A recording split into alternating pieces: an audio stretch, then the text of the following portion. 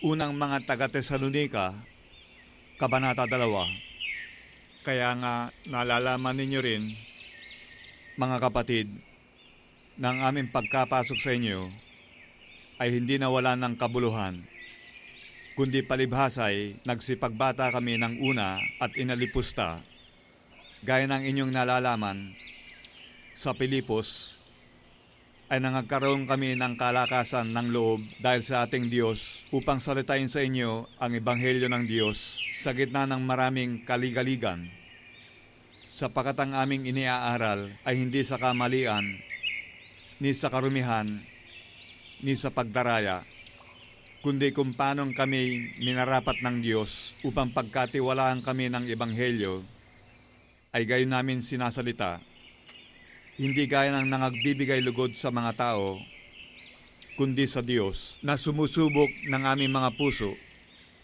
sapagkat hindi kami nasusumpungang nagsisigamit kailanman ng mga salitang paimbabaw, gaya ng nalalaman ninyo, ni ng balabal man ng kasakiman, saksi ang Diyos, ni nagsihanap man sa mga tao ng kapurihan, ni sa inyo man, ni sa mga iba man, nang maaaring magsigamit kami ng kapamahalaan gaya ng mga apostol ni Kristo, kundi kami ay nangagpapakalumanay sa gitna ninyo, na gaya ng isang sisiwa pagka inaamo-amo ang kanyang sariling mga anak, gayon din kami, palibhasay may magiliw na pag-ibig sa inyo, ay kinalugdan namin kayo'y bahaginan, hindi lamang ng Ebanghelyo ng Diyos, kundi naman ng aming sariling mga kaluluwa, sapagkat kayo'y naging lalong mahal sa amin. Sapagkat inaalaala ninyo, mga kapatid, ang aming pagpapagal at pagdaramdam, amin ngang ipinangaral ang Ebanghelyo ng Diyos na kami ay gumagawa gabit araw, upang huwag kaming maging isang pasanin sa kanino man sa inyo. Kayo'y mga saksi at ang Diyos man, kung gaanong pagkabanal at pagkamatuwid at pagkawalang kapintasan ang inugali namin sa inyong nagsisisampalataya, gaya ng inyong nalalaman kung ano ang inugali namin sa bawat isa sa inyo, na gaya ng isang ama sa kanyang sariling mga anak, na kayo'y inaaralan at pinalalakas ang loob ninyo at nagpapatotoo upang kayo'y magsilakad ng nararapat sa Diyos, na siyang tumawag sa inyo sa kanyang sariling kaharian at kaluwalhatian.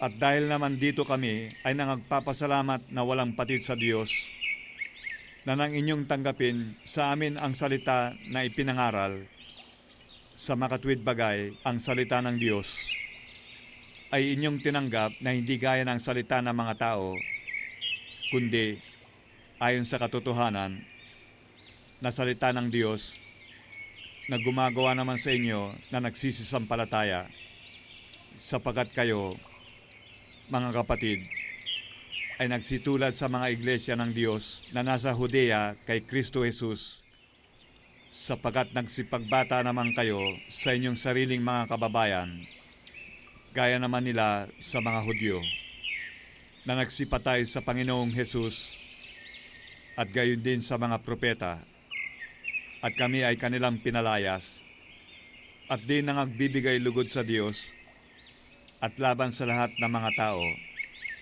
na pinagbabawalan kaming makipag-usap sa mga hintil upang mga ligtas ang mga ito, upang kanilang paramihing lagi ang kanilang mga kasalanan. Ngunit dumating sa kanila ang kagalitan hanggang sa katapusan. Ngunit kami, mga kapatid, na nangahiwalay sa inyong sandaling panahon, sa katawan hindi sa puso, ay nangagsisikap na lubha upang makita ang inyong mukha na may dakilang pagnanais. Sapagkat nanganasa kaming pumarian sa inyo, akong si Pablo, na minsan at muli, at hinadlangan kami ni Satanas, sapagkat ano ang aming pag-asa o katuwaan o putong na ipagmamapuri Hindi ba kayo rin sa harapan ng ating Panginoong Heso Kristo sa kanyang pagparito? Sapagat kayo ang aming kaluwalhatian at aming katuwaan. Unang mga taga-Tesalonika, Kabanata 3.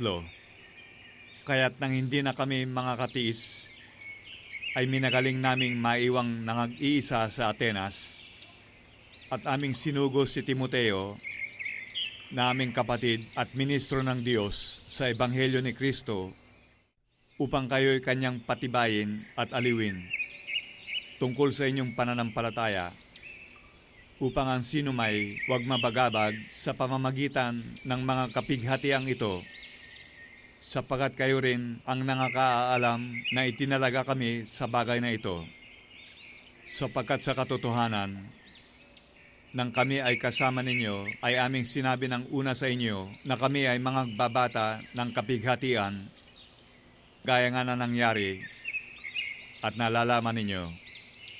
Dahil dito naman, nang hindi ko na matiis pa, ako'y nagsugo upang matalastas ko ang inyong pananampalataya. Baka sa anumang paraan, kayo'y nangatukso ng manunukso, at ang aming pagpapagal ay mawala ng kabuluhan. Datapwat, nang si Timoteo ay dumating sa amin ngayon na buhat sa inyo, at nagdala sa amin ng mabubuting balita tungkol sa inyong pananampalataya at pag-ibig. At laging kami inaalaalang mabuti ninyo, na ninanasang makita kami na gaya naman namin sa inyo.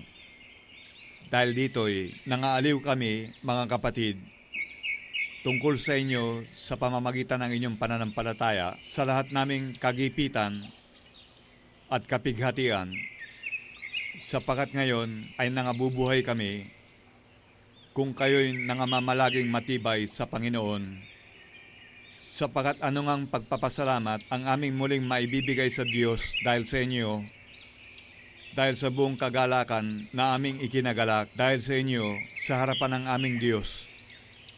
Gabit araw ay idinadalangin naming buong ningas na aming makita ang inyong mukha at aming malubos ang inyong pananampalataya. Ngayoy, patnugutan nawa ng ating ding Diyos at Ama at ng ating Panginoong Hesus ang aming paglalakbay sa inyo, at kayo'y palaguin at pasaganain ng Panginoon sa pag-ibig sa isa't isa at sa lahat ng mga tao, na gaya naman ng amin sa inyo, upang patibayin niya ang inyong mga puso na walang maipipintas sa kabanalan sa harapan ng ating Diyos at Ama sa pagparito ng ating Panginoong Hesus, na kasama ang kanyang lahat na mga banal.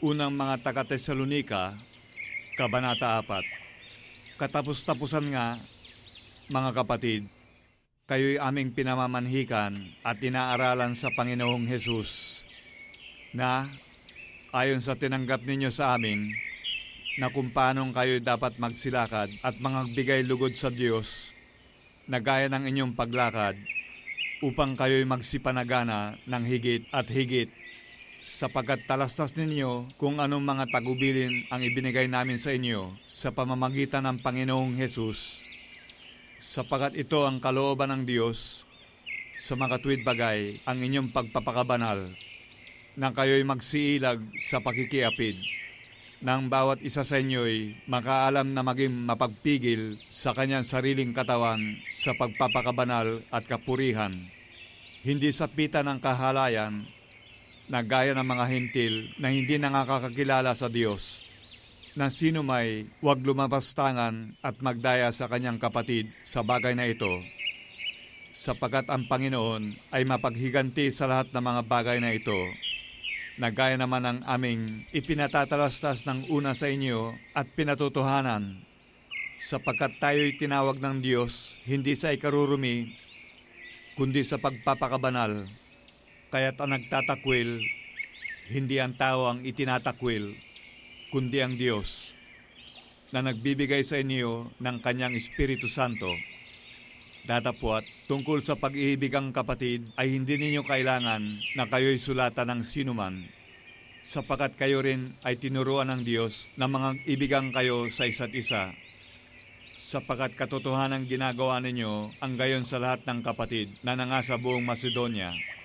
Ngunit aming iniaaral sa inyo, mga kapatid, na kayo'y lalo't lalong magsipanagana at pangaralan ninyong maging matahimik at gawin ang inyong sariling gawain, at kayo'y magpapagal ng inyong sariling mga kamay, na gaya ng aming ipinagbilin sa inyo, upang kayo'y magsilakad ng nararapat sa nangasa labas, at huwag kayong maging mapagkailangan. Ngunit hindi namin ibig na kayo'y di makaalam, mga kapatid, tungkol sa nangatutulog, upang kayo'y huwag mga lumbay, na gaya ng mga iba na walang pag-asa. Sapagkat kung tayo nagsisisampalatayang si Jesus ay namatay at nabuhay na maguli, ay gayon din naman ang nangatutulog kay Jesus ay dadalhin ng Diyos na kasama niya.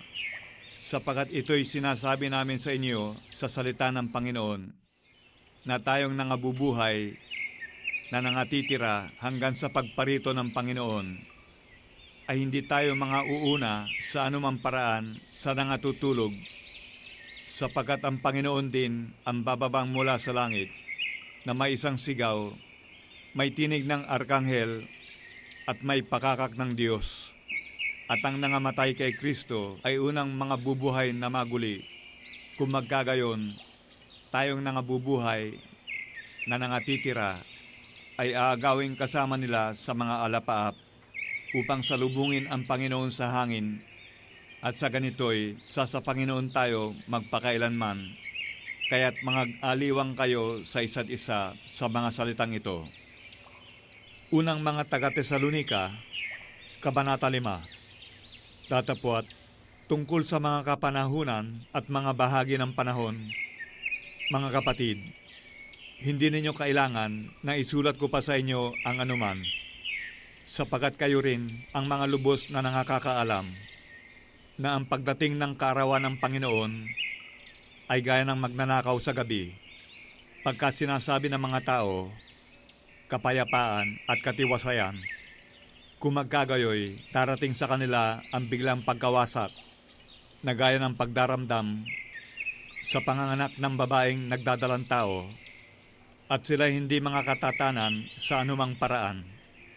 Ngunit kayo, mga kapatid, ay wala sa kadiliman, upang sa araw na yaon ay masubukan kayong gaya ng magnanakaw, sapagkat kayong lahat ay pawang mga anak ng kaliwanagan at mga anak ng araw. Tayo hindi ng gabi ni ng kadiliman man. Huwag nga tayong mga tulog gaya ng mga iba, kundi tayo'y mga puyat at mga pigil, sapagkat ang nangatutulog ay nangatutulog sa gabi, at ang nangaglalasing ay nangaglalasing sa gabi. Datapwat, palibhasa'y mga anak tayo ng araw, mangagpigil tayo, na isuot ang baluti ng pananampalataya at ng pag-ibig, at ang maging turbante ay ang pag-asa ng kaligtasan. Sapagkat tayo'y hindi itinalaga ng Diyos sa galit, kundi sa pagtatamo ng pagkaligtas sa pamamagitan ng ating Panginoong Hesukristo, na namatay dahil sa atin, upang tayo, sa gising o tulog man, ay mga buhay tayong kasama niya.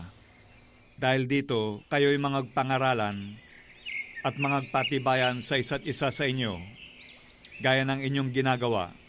Datapwat, ipinamamanhik namin sa inyo, mga kapatid, na inyong kilalanin ang nangagpapagal sa inyo at nangamumuno sa inyo sa Panginoon, at nangagpapaalaala sa inyo, at inyong lubos na pakamahalin sila sa pag-ibig dahil sa kanilang gawa. Magkaroon kayo ng kapayapaan, at aming ipinamamanhik sa inyo, mga kapatid, na inyong paalalahanan ang mga manggugulo, palakasin ang mga mahihinang loob, alalayan ang mga mahihina, at maging mapaghinuhod kayo sa lahat. Tignan nga ninyo na huwag gumanti ang sinuman ng masama sa masama. Ngunit sundin ninyong lagi ang mabuti, ang isay sa iba, at sa lahat. Mga galak kayong lagi, magsipanalangin kayong walang patid. Sa lahat ng mga bagay ay magpasalamat kayo, sapagkat ito ang kalooban ng Diyos kay Kristo tungkol sa inyo. Huwag ninyong patayin ang ningas ng Espiritu. Huwag ninyong hamakin ang mga panghuhula. Subukin ninyo ang lahat ng mga bagay. Ingatan ninyo ang mabuti. Layuan ninyo ang bawat anyo ng masama. At pakabanaling kayong lubos ng Diyos din ng kapayapaan. At ang inyong espiritu at kaluluwa at katawan ay ingatang buo na walang kapintasan sa pagparito ng ating Panginoong Hesukristo. Tapat yaong sa inyo'y tumatawag. Nagagawa rin naman nito. Mga kapatid, idalangin ninyo kami. Batiin ninyo ang lahat ng mga kapatid ng banal na halik. Idinadaing ko sa inyo alang-alang sa Panginoon na basahin sa lahat ng mga kapatid ang sulat na ito. Ang biyaya ng ating Panginoong Hesukristo ay sumainyo nawa